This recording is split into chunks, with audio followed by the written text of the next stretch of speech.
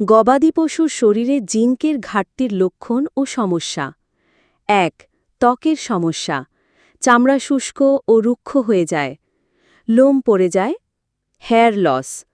Eczema বা চর্মরোগ দেখা দেয়, বিশেষ করে চোখ, মুখ ও পায়ে। ২. ক্ষুধামান্দ্য, অ্যানোরেক্সিয়া। পশু ঠিকমতো খায় না, দুধ বা মাংস উৎপাদন কমে যায়। ৩. বৃদ্ধির হার কমে যায়। বাছুর বা ছাগলছানার বৃদ্ধি ধীর গতির হয়। হাড় পাতলা ও দুর্বল হয়। ৪. প্রজনন সমস্যা। গাভী বা ছাগি সময়মতো গর্ভধারণ করতে ব্যর্থ হয়। গর্ভপাতের হার বাড়ে। ৫. রোগ প্রতিরোধ ক্ষমতা কমে যায়। ঘন ঘন রোগে আক্রান্ত হয়।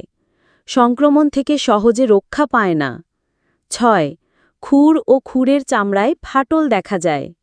হাঁটার সময় কষ্ট হয়, খুর ফুলে যেতে পারে।